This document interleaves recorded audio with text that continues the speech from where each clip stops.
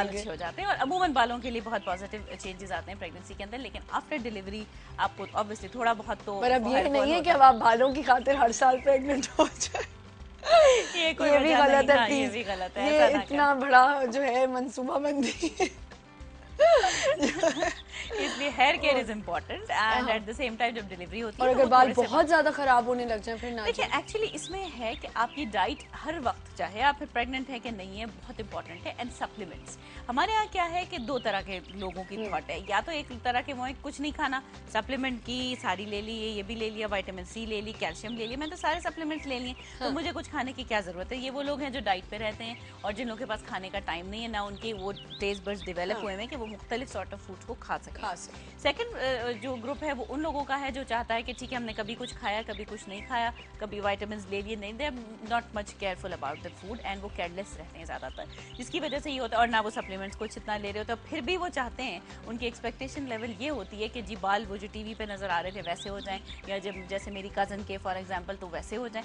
तो आप खुद पहले कुछ एफर्ट्स नहीं करेंगे। बॉडी के अंदर is a store house for every nutrient. अगर उस स्टोर के अंदर कुछ है ही नहीं तो वो प्रोड्यूस क्या करेगा? ये एक्सटेंशन है बॉडी का और कुछ नहीं। और एक बाल गिरता है तो पैनिक शुरू हो जाता है, जी इतने बाल गिर गए, वो मासी ने कह दिया झाड़ू लगाते हैं बाजी, ये लंबे लंबे सुनहरी बाल तो आप ही के थे, तो ये जो है वो गिर गए। अच्छा, अब जितनी खवातीन मेरे पास आजकल आती हैं, मैं देख रही हूँ पिछले 6-8 महीने से जो ट्रेंड बना है कि जी रिबॉन्डिंग, मैं अच्छा गली मोहल्ले में रिबॉन्डिंग, अच्छा नहीं है तो एक्सटेंसो, जिसका दिल चाह रहा है। अब कल ही मेरे पास एक खातून आई जिनके आधे आधे बाल रिबॉन्डिंग और वो वाले हुए में, और बीच में जो है वो ठीक ठाक किस्म का जुओं और लीखों का एक गुच्छा, इसलिए कि वो उसको मैनेज नहीं कर पा रहे। यहाँ से बाल फूल गए, ऑब्वियसली वो बाल नए आ रहे हैं, नीचे से बाल हैं वो नीचे वो जो चिपके हुए थे वो नीचे जा रहे हैं।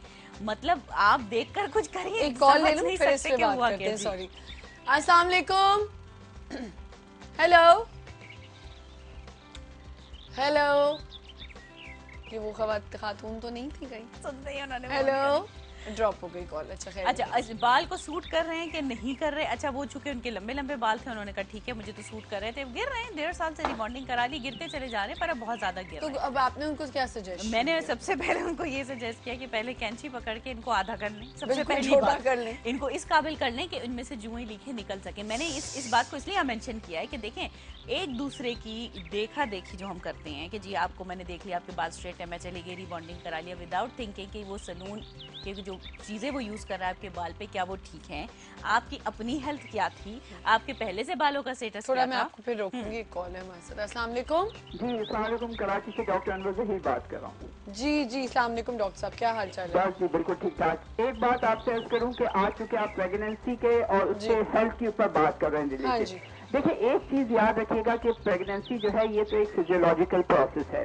और इसके अंदर जो है वो हमारे यहाँ जो आप बता रहे हैं कि हेल्थ के ऊपर, इसका देखिए असल चीज जो है वो ये कि जब हमारे यहाँ हाई बर्थ रेट होगा, एक औरत 9 बच्चे पैदा करेगी, तो आप कैसे एक्सपेक्ट कर सकते हैं कि उसके हेयर्स, उसके नेल्स, उसकी फेशियल स्किन, क्या बचेगा उसमें? कैसे हो सकता है? देखिए एक चीज तो ये कि ये फर्स्ट ट्राइमेस्टर, सेकंड ट्राइमेस्टर और थर्ड ट्राइमेस्टर सबकी अलग अलग जो है वो डिमांड्स होती हैं, और अगर डाइटरी डिमांड्स जो है वो उस प्रेगनेंसी के दौरान में पूरी की जाएं तो फिर कोई बैड इम्पैक्ट जो है वो पोस्ट प्रेगनेंसी में नहीं होता।